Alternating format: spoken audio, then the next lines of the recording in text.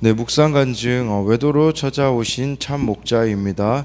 모태 신앙인인 저희 남편은 목사로서 외모와 성품까지 갖추어 저와 집안거리의 자랑거리였습니다. 그런데 그런 남편이 언제부턴가 지역사회 운동을 한다며 영혼 구원의 사명을 등진 채 밖으로 나돌며 술을 마시고 방황했습니다. 얼마 후 남편은 마음을 다잡고 부목사로 사역하다가 또다시 목회자의 직분을 내려놓고 택시 운전을 하였습니다. 그런데 남편의 행동이 이상했습니다. 외도가 의심되었지만 저는 감추인 것이 드러나게 해주시길 기도하며 마음을 진정시켰습니다. 며칠 후 만취한 남편이 잠든 사이에 핸드폰으로 문자 메시지가 왔습니다. 상대는 남편의 외도녀였습니다. 저의 추궁 끝에 남편은 유부녀와의 외도 사실을 인정했습니다. 그런데 2주 후 제 생일에도 그 여자가 남편에게 연락을 해왔습니다. 저는 남편의 배신에 분해서 견딜 수가 없었습니다. 그동안 몸이 아픈데도 열심히 일하고 시집살이를 견딘 것이 억울했습니다. 남편에게 외식대마왕이라고 욕하며 화를 뿜어내니 남편은 당신이 큐티하는 사람이 맞냐며 적반하장으로 화를 냈습니다. 어느 날 밤늦도록 남편과 연락이 되지 않아 잠을 설치던 저는 욕실에서 미끄러져 깁스를 하게 되었습니다. 하나님의 경고로 느껴져 말씀을 묵상하다가 하나님이 남편의 외도를 통해 저의 외식과 남편을 우상 삼은 죄를 깨닫고 돌이키길 원하신다는 생각이 들었습니다. 그리고 제가 스스로 옳다 여기며 남편과 경쟁해서 이겨야 한다는 사실을 깨닫고 되었습니다. 이후 저는 남편에게 불편한 아내가 되어 힘들게 해서 미안하다고 사과했습니다. 현재 남편은 성실히 개인 택시를 운전을 하며 교회 소그룹 모임에도 참석하고 있습니다. 하나님은 남편의 외도로 저희 부부의 실체를 드러내 회개할 기회와 제사함의 은총을 주시고 공동체 안에서 말씀으로 연합하게 하셨습니다. 저와 우리 가정을 살리신 참 목자 되신 주님을 찬양합니다. 적용하기입니다. 남편과 대화할 때 중간에 말을 끊지 않고 끝까지 듣겠습니다. 소그룹 모임에서 남편의 외도로 힘들어하는 지체들에게 저의 간증을 전하겠습니다. 네, 여기 처음 남편의 그런 외도를 발견했을 때 남편에게 외식대마왕이라고 욕하고 화를 뿜어내니 오히려 적반하장으로 화를 내며 당신이 큐티하는 사람이 맞냐라고 했다고 하지 않습니까? 그런데 이 변화는 회개에 있다라는 것을 보여주지 않습니까? 하나님이 남편의 외도를 통해 저의 외식과 남편을 우상 삼은 죄를 깨닫고 돌이키게 원하신다라는 거, 그리고 남편에게 불편한 아내가 되어 힘들게 해서 미안하다고 했을 때 참 이렇게 변화가 일어나는데, 사실 이런 내용 어떻게 이렇게 적을 수 있겠습니까? 그것은요, 진리 앞에 진실해지기 때문입니다. 우리가 말씀 앞에 진실해져야 이렇게 드러낼 수가 있고요. 그걸 생각하셔야 돼요. 나중에는요, 우리가 주님 앞에 서면 다 드러나게 된다라는 거, 그걸 기억하시면 지금 이 땅에서 이렇게 드러내는 것이 결코 큰 것이 아님을 기억해야 합니다. 스가랴 11장 1절부터 오늘은 17절까지인데요. 1절부터 3절까지 보면요, 레바노나 내 문을 열고 불이 내 백향목을 사르게 하라. 너 잣나무여 곡할지어다. 백향목이 넘어졌고 아름다운 나무들이 쓰러졌음이로다. 바산의 상수리 나무들아 곡할지어다. 무성한 숲이 엎드려졌도다. 3절에 목자들의 곡하는 소리가 나미여 그들의 영화로운 것이 쓰러졌음이로다.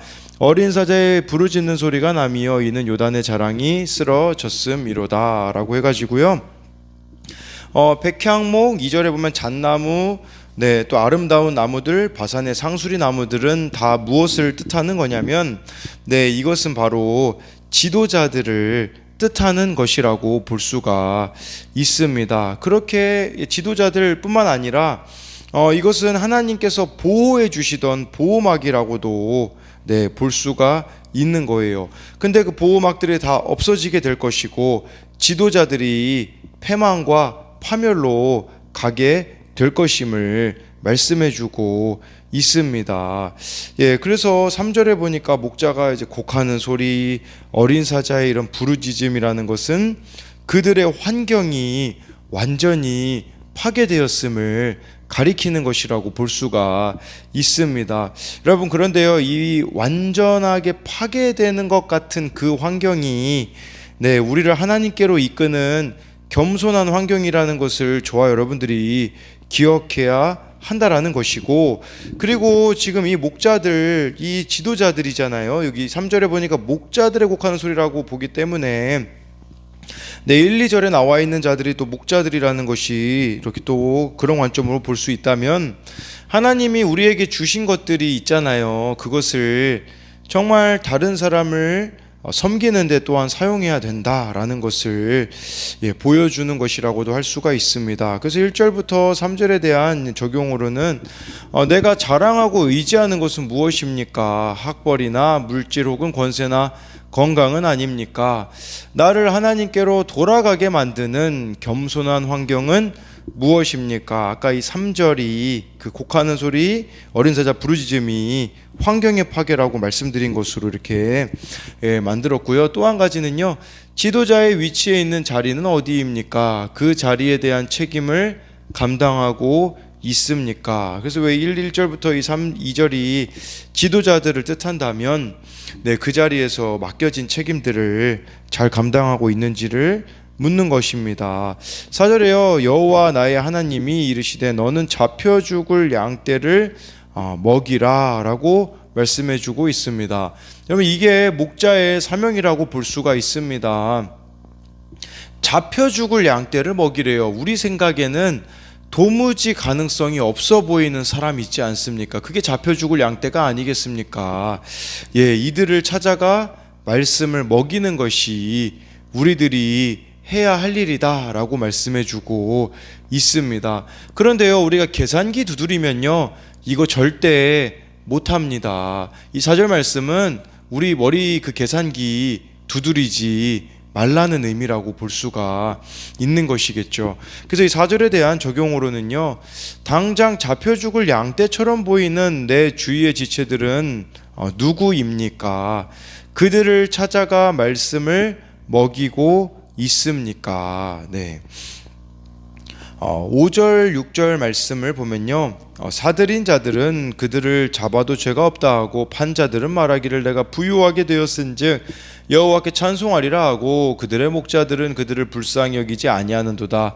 여호와가 말하노라 내가 다시는 이 땅 주민을 불쌍히 여기지 아니하고 그 사람들을 각각 그 이웃의 손과 임금의 손에 넘기리니 그들이 이 땅을 칠지라도 내가 그들의 손에서 건져내지 아니하리라 하시기로 라고 해서요. 여기서 이제 비극이 일어나게 돼요. 5절에 보니까 사들인 자들은 잡아도 죄가 없다. 이 양들을 말하는 거예요. 양들을 그냥 막 사고 팔고 하나님이 돌보라고 보내주신 양떼들인데 사람들이 도구 취급을 하고 있음을 말씀하고 있어요. 그리고 양떼를 팔아넘기는 것과 같은 이런 지도자들이요, 내가 부유하게 됐으니 하나님께 찬송한다 라고 말하고 있는, 이게 참 말도 안 되는 일이죠. 목자들이요, 아무런 관심이 양떼에 없음을 뜻한다라고 볼 수 있습니다. 우리로 말하자면 정말 목사가 교인들을 그냥 많이 모으는 것에만 관심이 있는 거예요. 이 사람들을 많이 모음으로써 내가 유명해져야지. 그리고 그 영혼을 향한, 그 구원을 향한 애통함이 없는 목자들에 대한 모습이다라고 할 수가 있는 것이죠.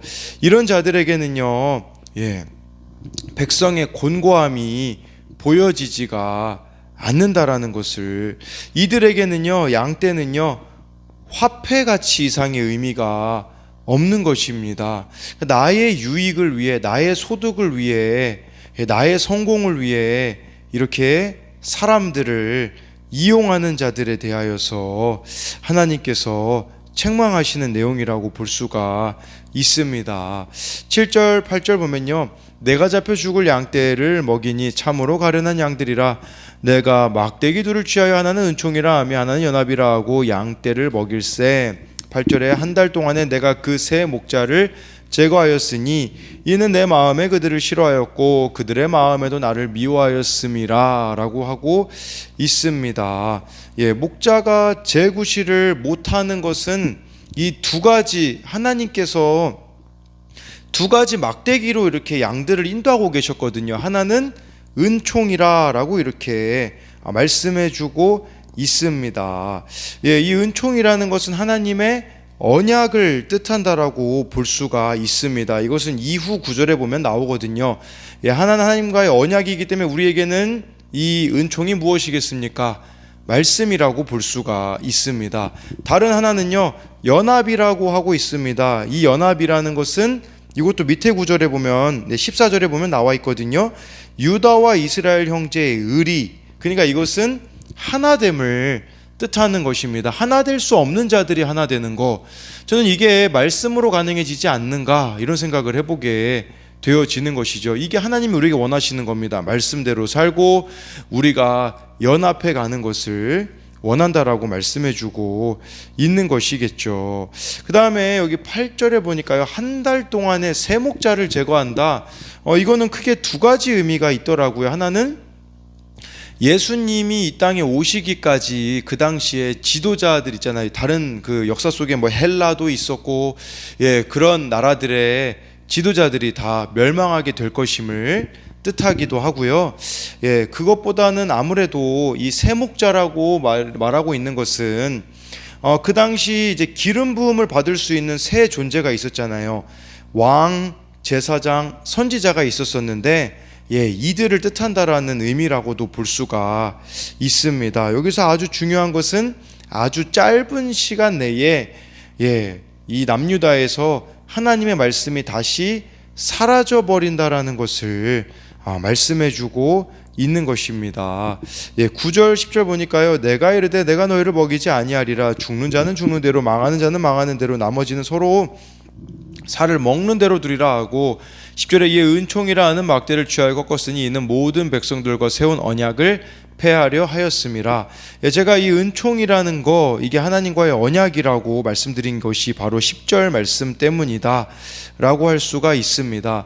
이렇게 하나님의 말씀을 소중히 여기지 않고 마음대로 사는 사람들을 내버려 두어서, 여기 보니까 9절에 여러분 우리 가운데 말씀이 없잖아요. 그러면요, 죽는 자는 죽는 대로, 망하는 자는 망하는 대로, 나머지는 서로 살을 먹는 대로 둔다라고 말씀해주고 있습니다. 그러니 망하고 죽고 이런 일들이 벌어지게 되는 것이겠죠.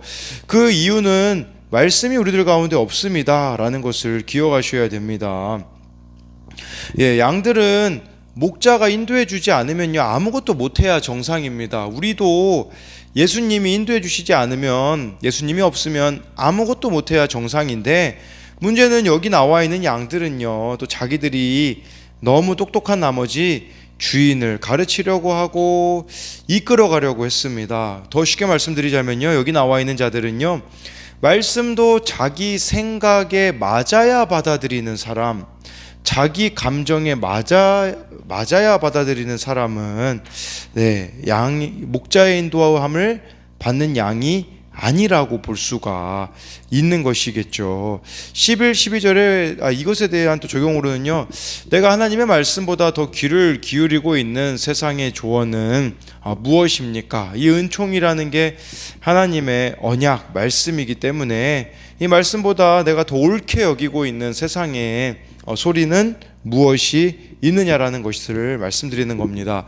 11, 12절에요. 당일에 곱해하며 내 말을 지키던 가련한 양들은 이것이 여호와의 말씀이었던 줄 안지라. 12절에 내가 그들에게 이르되 너희가 좋게 여기거든 내 품삯을 내게 주고 그렇지 아니하거든 그만두라. 그들이 곧 은 30개를 달아서 내 품삯을 삼은지라 라고 말씀해 주고 있습니다. 여기 11절에 보니까요, 당일에 곧 폐하였다라는 것은요, 이제 이 목자의 고용 계약을 파기했다라는 의미예요. 이 말씀에서 보자면 스가랴를 이제 스가랴 이제 그만 필요 없으니까 은퇴하세요, 이런 의미라고 볼 수 있겠고, 이것은 나중에 누구를 가리키고 있냐면 예수님을 가리키고 있는 겁니다. 12절에 보니까요, 은 30을 달아서 내 품삯을 삼은지라.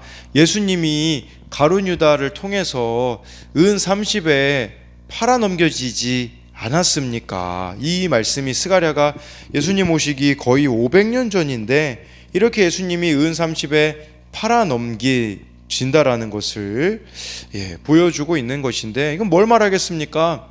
사람들이요, 돈으로 해결하려는 뜻이라고 볼 수 있습니다. 어떤 문제가 있을 때 예수님으로 해결하고 싶지 않으니 예수님을 팔아넘긴다라는 것은 여러분들이 의지하고 있는 그 능력, 그 돈, 그것으로 해결하려고 한다면 결코 해결되어지지 않는다라는 것을 저와 여러분들이 기억해야 한다라는 것입니다. 그래서 이것에 대한 적용도요, 예수님을 무엇과 바꾸고 있습니까? 이렇게 우리가 예수님을 팔아넘기고 있는 것들을 봐야 한다라는 것이겠죠. 13절에요. 여호와께서 내게 이르시되 그들이 나를 헤아린 바 그 삭슬 토기장이에게 던지라 하시기로 내가 곧 그 은 30개를 여호와의 전에서 토기장이에게 던지고, 이 은 30을 토기장이에게 던졌다라는 것은요, 유다 백성들이 그 돈을 굉장히 더러운 돈으로 취급했다라는 뜻입니다. 근데 여러분, 이것은요 마태복음에 보면요 실제가 됩니다. 그 가룟 유다가요 후회해가지고 은 30을 다시 돌려주거든요.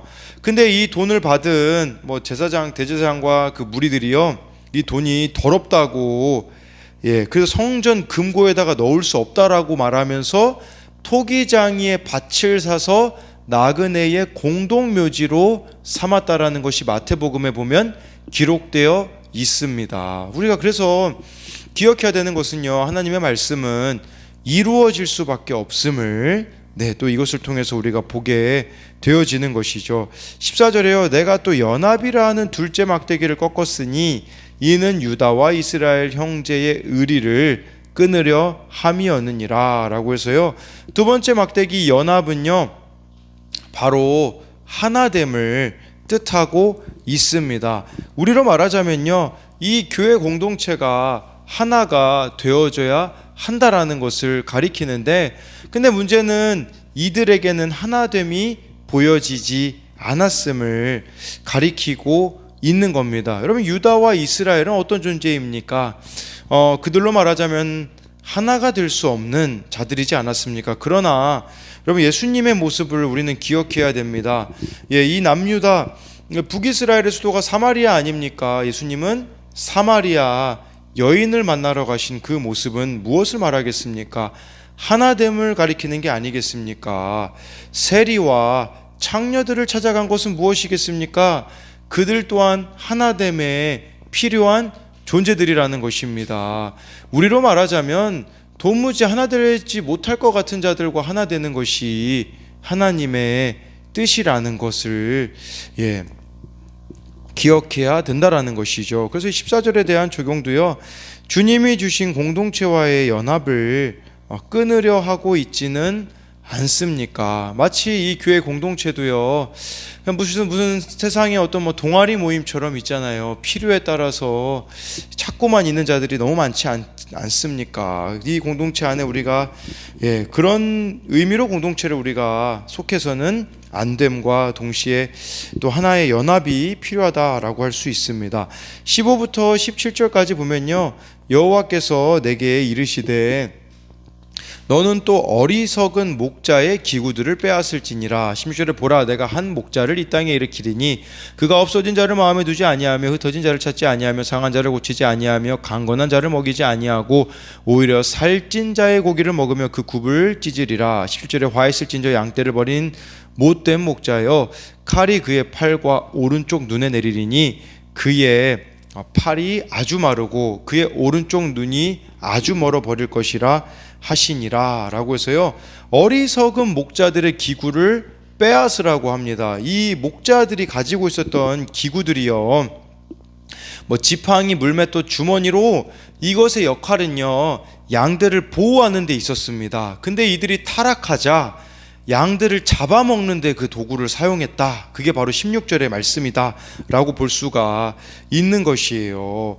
그러니까 하나님이 우리들에게 허락해 주신 것들이 얼마나 많이 있습니까? 은사도 있고요, 물질적인 거 여러 가지 우리들에게 허락하셨는데, 그걸 나만을 위해서 사용한다면 하나님이 우리에게 주신 이 목자의 기구들을 빼앗는 것임을 우리가 빼앗는 것임을 기억해야 한다라는 것입니다. 그리고요, 그렇게 되어지면요, 17절에 보면 나와 있잖아요. 양떼를 버린 못된 목자요, 이렇게 칼이 그의 팔 오른쪽에 내린다라고 하고 있잖아요. 그러니까 이 팔에 내린다라는 것은 이제 무능력하게 되어질 것임을 뜻하고 있는 것이에요. 그리고요, 여기 오른쪽 눈이 아주 멀어버릴 것이다라는 것은요, 우리로 말하자면 무엇이겠습니까? 영적 시력이 떨어져 버리게 될 것임을, 영적으로 소경이 될 것임을 말씀해주고 있는 것입니다. 그렇기 때문에 정말 우리가